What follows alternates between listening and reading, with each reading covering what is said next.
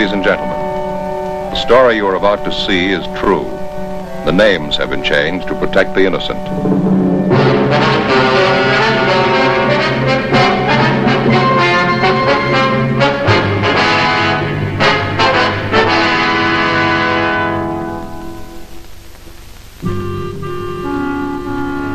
This is the city.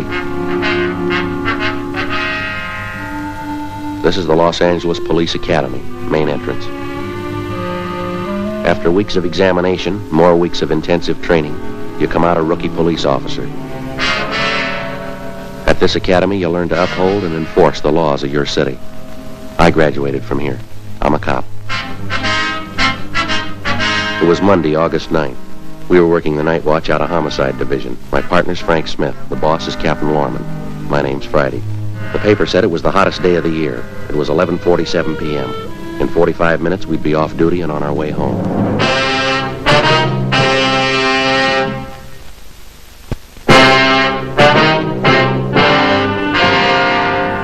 Boy, sure is a scorcher, isn't it? Yeah. 11:45 and doesn't even seem to cool off. It's hot. Well, there hasn't been a breath of air all night, Joe. Yeah, I know. Stick your head out there in the court, nothing. Well, we never get in the air in here anyway. Sometimes the boys down robbery, if they leave the door open, we get a little breeze in the hall. Yeah. Sometimes if wind runs by fast enough, we get a little air in here. Joe, you sure about this coffee? Sure, it tastes all right to me. Why? Who made it? No, I don't mean that, Joe. I mean the theory in back of it. What theory? Well, you know how they say if you drink hot things, cools you off. If you drink cool things, makes you warm. Haven't you ever heard that theory? Who says that? Well, I've read it. In school, I took a little bit of medicine. Look, maybe I can explain it to you. They say if you take hot things into your system, like hot coffee or hot tea, your body sets up a resistance. Psst, cools you right off. But if you take cold things like lemonade, cold water, something like that, your body fights it right back and you get hot. So you drink hot coffee. Didn't you ever hear that? Well, just now, yeah. I got another theory, though. I don't think it's coffee. I don't think it has anything to do with that. There's a little gimmick right down here in your stomach. The back or the front of your stomach. It's called the spleen. The what? Spleen. S-P-L-E-E-N. They say that they don't know what it does. You know, like they say they don't know what the appendix does? Yeah. Well, I know what the appendix does. It's the oil can of the body. But the spleen, I think it has something to do with that. With what? Well, it cools you off when you're hot, and it heatens you up when it's cold. Where do you get all this stuff?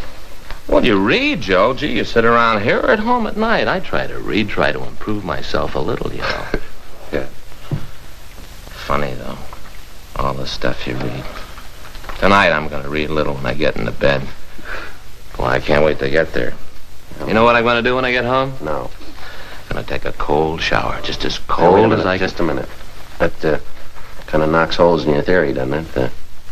Cold. What do you mean? Well, you said a cold shower. You take anything colder. Oh, Joe, wait a minute. No, look, that's inside. This is external. You take hot things in to make you cool. But when you go home, you take a shower, and that makes you cool. That's external, Joe. Is that right? Don't fight me, Joe. I've been doing this for years. Doesn't make much sense to me. I don't know where you read that, but I'm sure no doctor would. I'll bring you the book. I read it someplace, one of those little pocketbook things. I got a bunch of them in the back of the car. Excuse me. Yeah? Is this the homicide department where I report a murder? Yes, sir, that's right.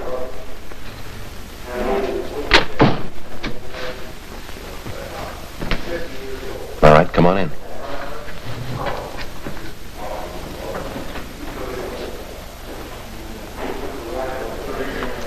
You better sit down, son.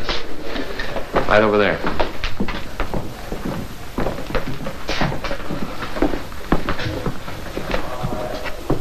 You feel all right? Sure, now that I'm here, I'm all right.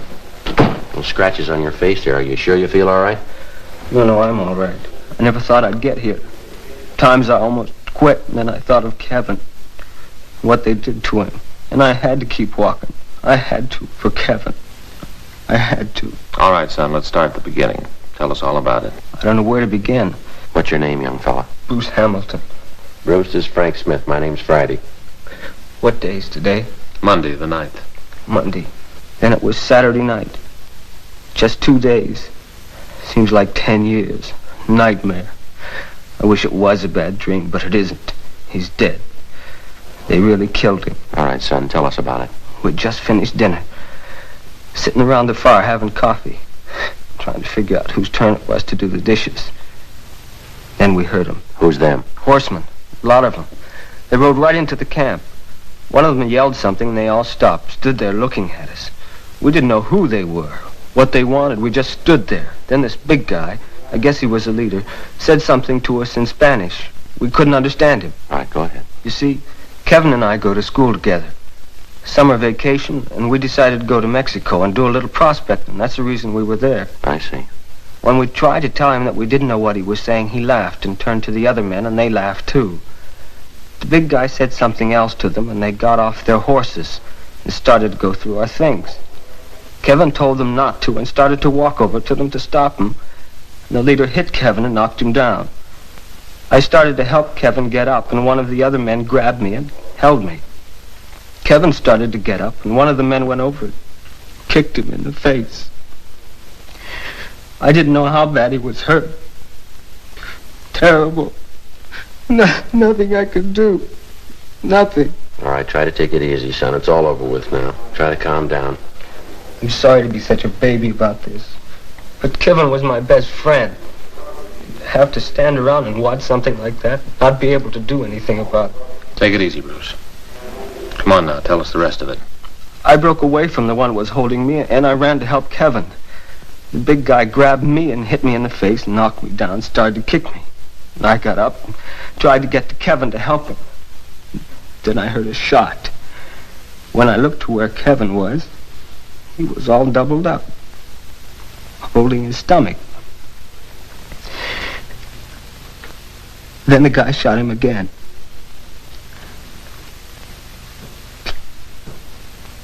They all laughed. Thought it was a big joke. I got up, and one of them shot at me. I started running. I ran as fast as I could, but they kept shooting. I thought for sure they'd hit me, and I kind of waited for it. Then I ran through some bushes, and I fell into this gully. When I hit the bottom, I just lay there. What happened then? I could hear them talking and laughing. Seemed forever. I guess it was only a short time.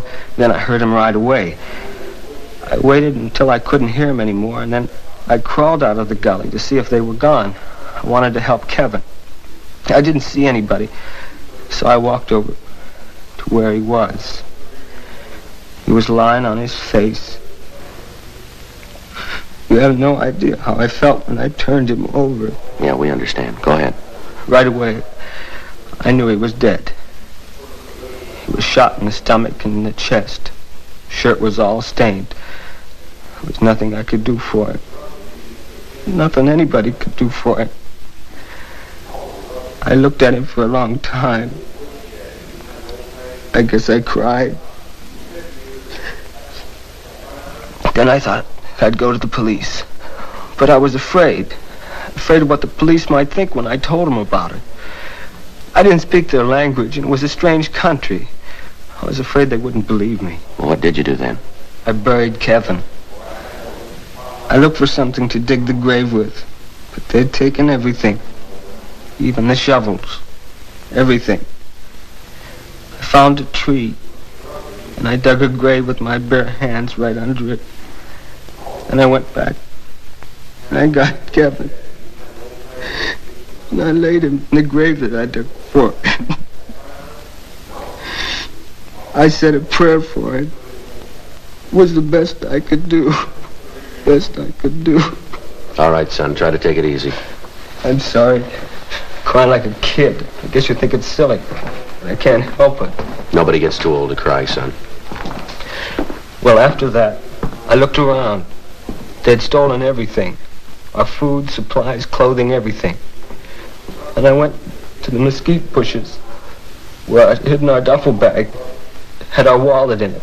Identification, all our money, everything. But it was gone. They'd stolen it too.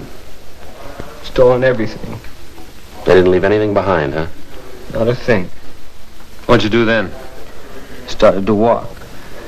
We'd parked our car just off the highway. It was about 5 miles. And I remembered that the keys to the car were in the duffel bag, too.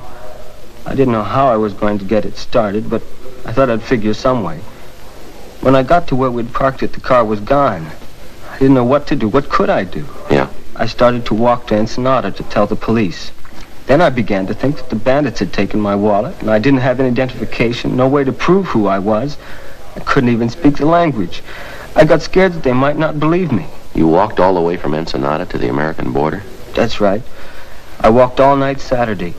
Then Sunday morning I found an old adobe house, and I crawled through a window and slept. I don't know how long I slept, but it was dark when I woke up. So I started to walk again. When I got to the border, I was afraid to go through the gate, so I went down to the riverbed and found a hole in the fence.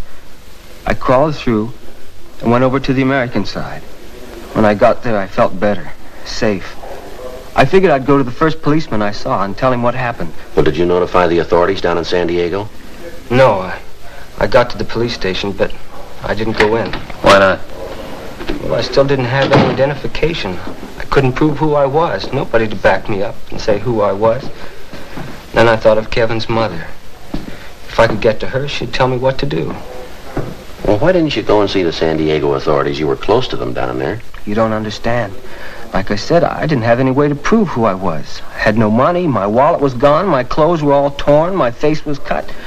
I thought it'd be better if I could get to Kevin's mother, if I could see her, talk to her. She'd know what to do. So I hitched a ride. I wanted to go to San Francisco. A truck driver brought me this far. While we were driving, I thought more and more about what I'd say to Kevin's mother. How I'd tell her he was dead. And I couldn't do it. But I had to tell somebody. That's why I came to you. Well, Bruce, we're going to have to go back down to Mexico. You'll be able to show us where the body is, won't you? Well, if I have to go, I guess I can. But I can tell you right where it was. I could draw you a map and show you right where he's buried. You want to give us that information now? It was south of Ensenada, about 40 miles, down a new paved highway. You sure it was 40 miles? Yes. While we were driving, Kevin and I were trying to figure out how many kilometers to a mile. I kept watching the speedometer. It was just 40 miles when we turned off the paved highway onto a little dirt road. Can you give us a description of the car, the license number? I don't remember the license number, but the car was a 51 Ford sedan, dark blue. Well, we can check it through DMV. What was Kevin's full name and address? Kevin Allen Bradley. He lived at 6502 Washington Street, San Francisco. He lived with his mother. Apartment on Nob Hill. How about a description of Kevin? Can you give us that? He's about my size, generally.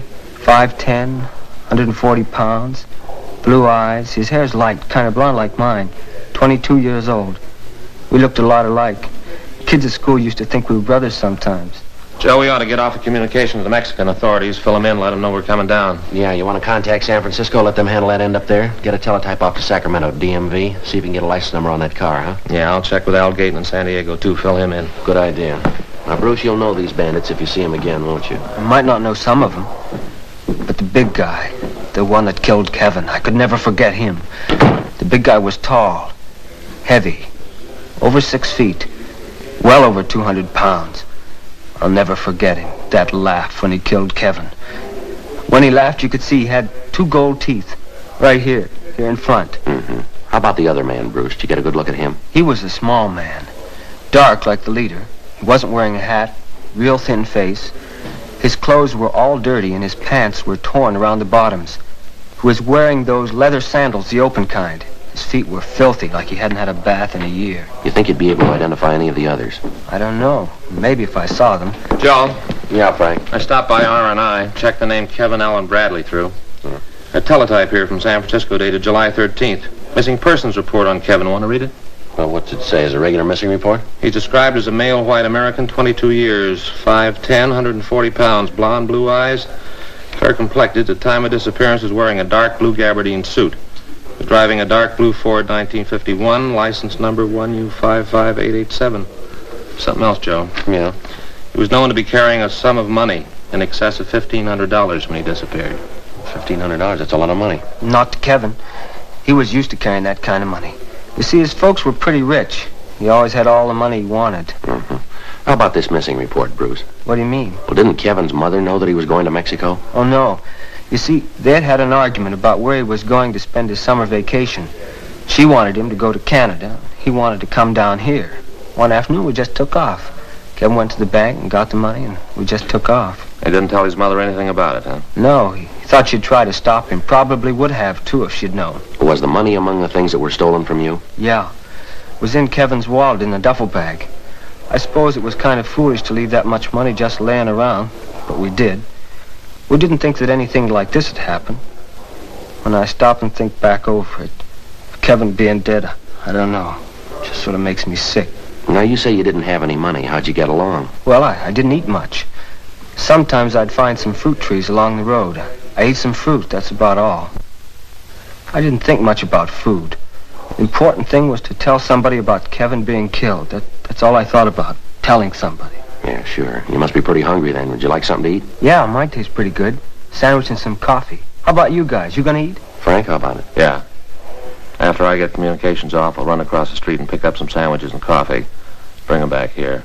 What kind of sandwich you like, Bruce? Doesn't make any difference. Chicken, I guess. Joe? Oh, ham's all right for me. Tell him put a lot of mustard on it, will you? How about peanut butter? No. Chicken for him, ham for me. Well, Joe, this place I'm going, that's all I have this time of night. Well, why'd you ask us then? Well, I thought I'd try to get you what you wanted if I could. Hey, you got any change? All I got's $1. Yeah. Here, let me get this. What'd you say? Huh? You have some money, do you? Well, I have got $10. I have a $10 bill. Thought you said the bandits took all your money. Well, what I meant is I didn't think I had any money. I found this 10 in my pocket just before I walked in here. Look, you can see it's all wadded up. It looked like it'd been in there for a long time. Just a 10, all wadded up. Yeah, the way it's all rolled up there, you can hardly tell what it is, can you? Yeah, that's right. But you can see it's a 10. See? All wrinkled up. But you can see how I missed it. Yeah, why don't you put everything in your pockets here on the table? Well, why? What did that show? Put it on the table, will you? I haven't got anything in my pockets. Well, you found the 10. Maybe you'll find something else, huh? All right, but I don't see what's going to show. Pocket knife. Handkerchief. And a comb. And the 10 that's on the table there, that's all. Maybe there's something in your coat pockets. No, I don't carry anything in my coat pockets. Stretches them. We'll take a look anyway. I told you I don't use them. See? Nothing. What about the inside pockets? No, there's nothing there. Let me have a look. I told you there's nothing there. Well, then you won't mind if I have a look, will you? What's that, Bruce? Why, it's my wallet. I guess they didn't take it after all. Gee, thanks for finding it. You know, I probably wouldn't have thought to look for it. I just figured that it was gone. You want to show us what's in it? Oh, they're just some cards and some personal stuff. Nothing you'd be interested in. I feel pretty silly. I forgot all about it. All right, open it up. Sure. Some money in there, isn't there? Yeah. Take it out.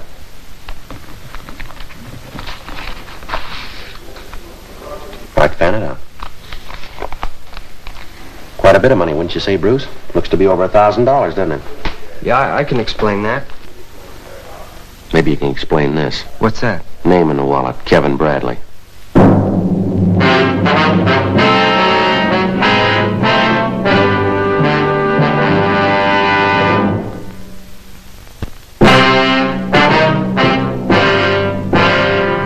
With the finding of Kevin Bradley's wallet and the money, the case had taken a new turn.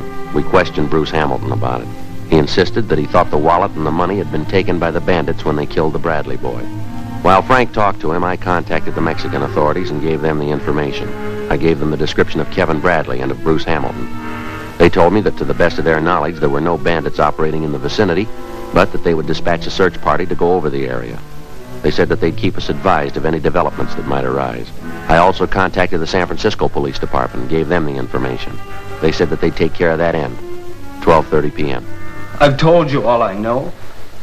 I don't know how the money got there. I was as surprised as you were.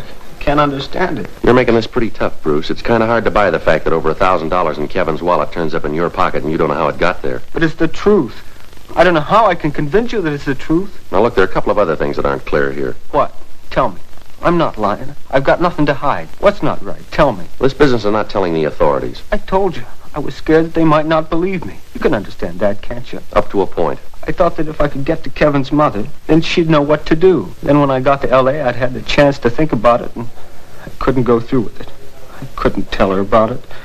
Another thing, when you told us where we could find the body, you said it was about 40 miles down the paved highway, that right? That's what I said. How long's it been since you've been in Mexico? I told you, I just come back from there. Don't you believe anything I've told you? Now look, Joe and I just came back from an investigation in Mexico. The investigation took us about 70 miles south of Ensenada. We found the highway paved for only about 5 miles south.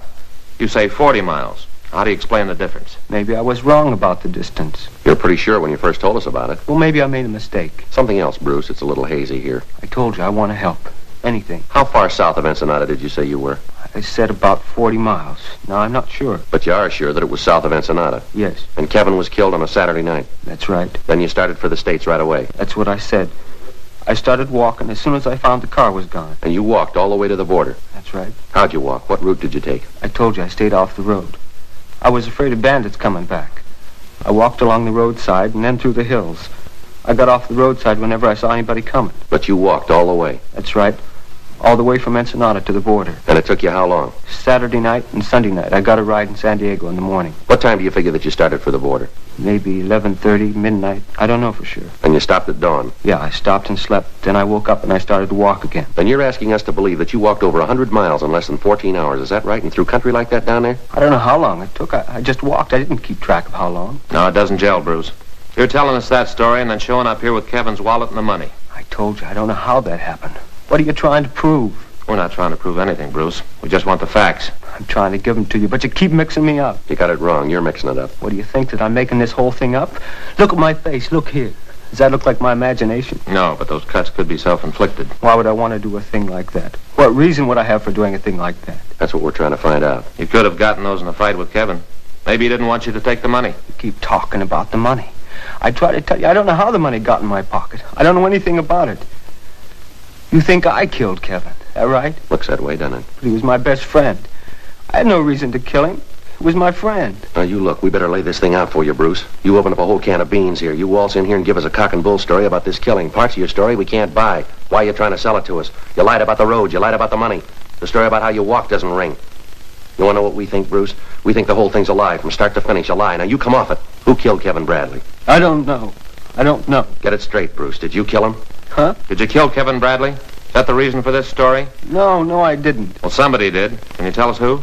Getting me all mixed up. You're the one that's mixing it up, Bruce. We just want to know who killed Kevin Bradley. We think maybe it was you. Looks like it might have been. No, it couldn't be. Leave me alone. I didn't do it. Why couldn't you have done it? It looks like you did. Because Kevin Bradley isn't dead. What's that? He was never killed. I'm Kevin Bradley.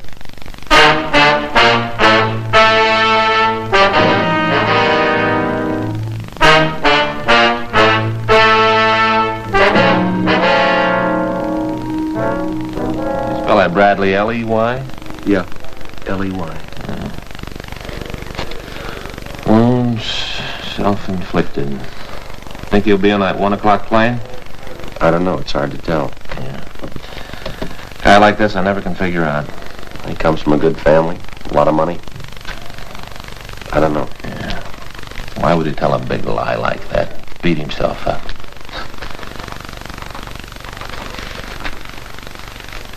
You know, we worked 15 minutes overtime tonight? Yeah, put in for it.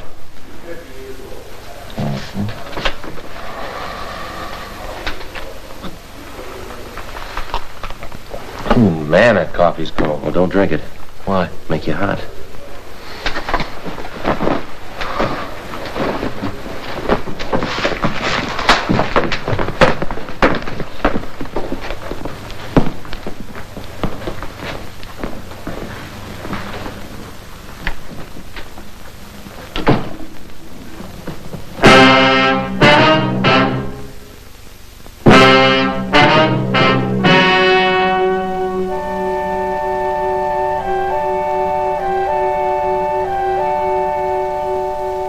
On Tuesday, August 10th, the meeting was held in the captain's office, Homicide Division. In a moment, the results of that meeting.